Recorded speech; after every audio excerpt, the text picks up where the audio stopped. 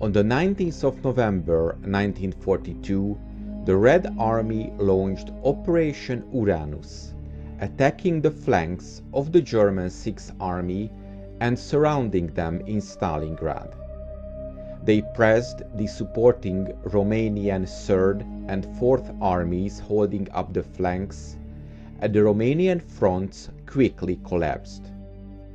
The German 6th Army was completely surrounded, and the hunter had become the hunted. Hitler refused any requests for permission to break out of Stalingrad, instead ordering the 6th Army to hold fast. This was an impossibility. The 6th Army badly needed supplies. They lacked winter equipment because Stalingrad had been expected to fall quickly. The German Air Force attempted to resupply the 6th Army by air supplies, but this operation was unsuccessful. The 6th Army's supply situation worsened.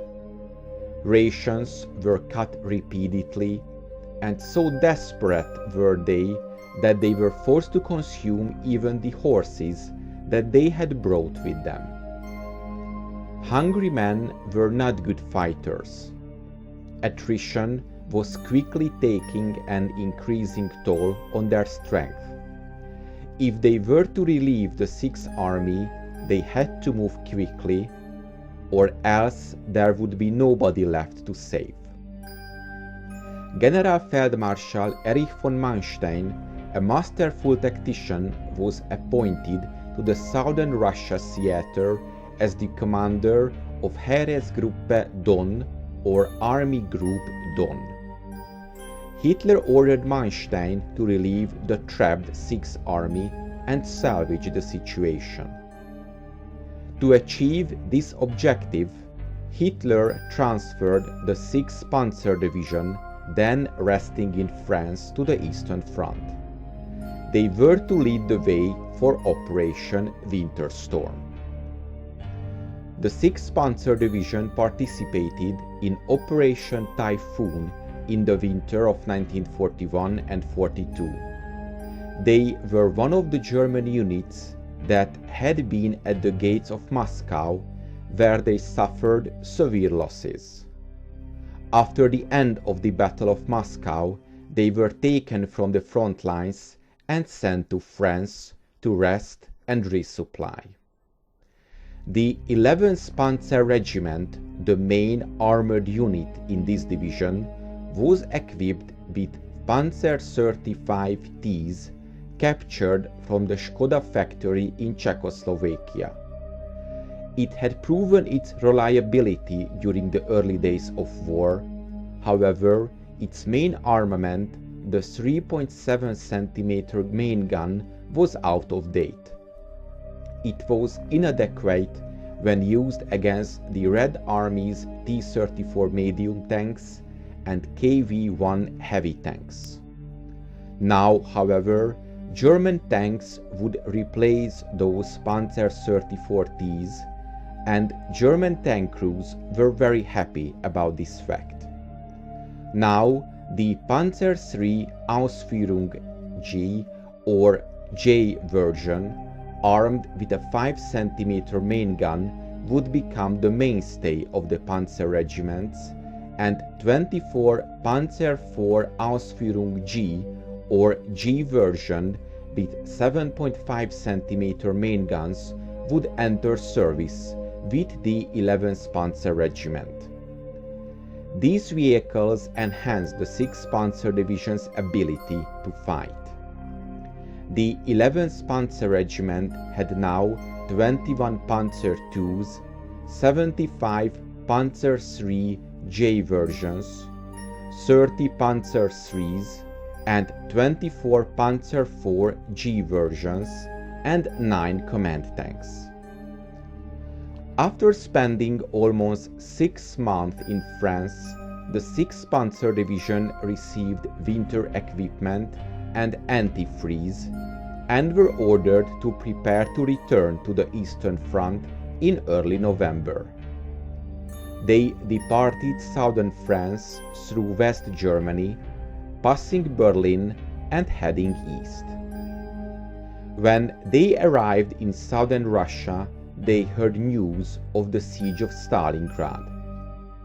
Every man in the 6th Panzer Division immediately assumed that they would be fighting there. Similarly, the 6th Army had heard of the coming relief effort. Even on 1/3 rations and rapidly running out of supplies, they held fast and fought hard. Der Manstein kommt, or Manstein comes, was the thought that kept them going. General Manstein ordered Colonel Hoth to command the 6th Panzer Army and open a corridor to the 6th Army with the 57th Panzer Corps and 48th Panzer Corps spearheading the relief effort. The 57th Panzer Corps was to be the main force and would advance with the support from the 48th Panzer Corps. They prepared to advance on the Soviet positions surrounding Stalingrad from southwest. The 57th Panzer Corps was a mixed unit consisting of the 6th Panzer Division, 23rd Panzer Division, and 15th Luftwaffe Field Division. After 6 months resting in Western Europe, the 6th Panzer Division was recharged and ready to fight. Their morale was high. On the 3rd of December, the 6th Panzer Division arrived at Koltenikovo by train and unloaded. There they encountered a Red Army Cavalry Corps reinforced by tanks. The 6th Panzer Division delivered a devastating blow to this unit and forced them to retreat from the battlefield. They then prepared for the coming operation. Operation Winter Storm had been postponed several times because reinforcements were late. However, time was running out for the men in Stalingrad. On the 12th of December 1942, the 6th Panzer Division advanced with the 23rd Panzer Division covering their right flank.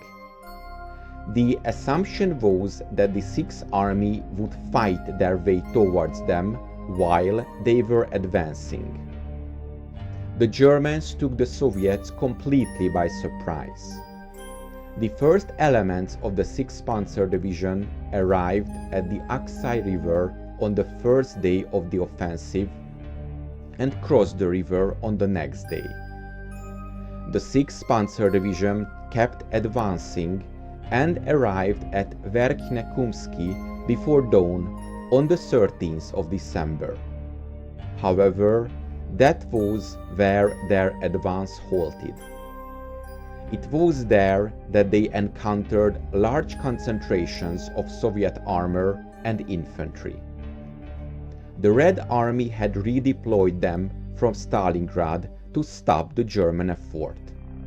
The 8th Cavalry Corps, 3rd Motorized Guards Cavalry Corps, and other Red Army units clashed with the 6th Panzer Division. On the 15th of December, 200 German tanks clashed with 400 Red Army tanks on the plains of Verkhne Kumsky. The 6th Panzer Division fought well at the beginning of the battle under the command of the 11th Panzer Regiment's commanding officer, Colonel von Hühnersdorf. However, in the face of the Red Army's massive numbers of tanks, their advantage meant very little. Both forces dug out to exhaustion and then retired from the battle. Up until this point, the 57th Panzer Corps had advanced about 60 kilometers in the first week of the attack. Most of this distance was covered within the first 2 days. Before then, they became bogged down. After a series of tough battles, von Hühnersdorf Kampfgruppe finally broke through the Red Army's defensive line on the 19th of December and occupied a bridgehead near the Mishova River in the bold raid. From this position there was no obstacle between them and Stalingrad. The 57th Panzer Corps was only 48 kilometers away from the surrounded 6th Army. It had been agreed that once the rescue units were close enough, the 6th Army would be given the agreed signal Donnerschlag or thunderclap and fight to break out from the encirclement. There was just one problem. Kampfgruppe Hühnersdorf at the Mishova River was a force consisting mainly of tanks. There were very few infantry units. In other words, Hühnersdorf could not move before reinforcements arrive. However, being the first German elements to reach this area, they were most likely to encounter the Red Army in combat. Kampfgruppe Hühnersdorf gradually expanded their ammunition, and they could not acquire supplies. At this point, Manstein and Friedrich von Paulus, the commander of the 6th Army, were in contact. They discussed the possible alternatives available. Von Manstein attempted to get Hitler to approve the breakout, but he could not be reached, and even then he had never shown interest in allowing a breakout. In the meantime, however, the Red Army launched another offensive on the Chi River to the north. The 8th Italian Army stationed there fled immediately. The defense line was now non-existent, and the Red Army flooded into the rear of the Axis positions. They had lost their only opportunity to break out, rendezvous, and escape intact. The situation changed dramatically. The commander of Heeresgruppe Don issued a painful order. The 6th Panzer Division was to pull out and deal with the Soviet attack coming from the north. Effectively, the Germans had given up any attempt to rescue the 6th Army, which was still trapped in Stalingrad. On the 23rd of December, the 6th Panzer Division left their positions and advanced to the north.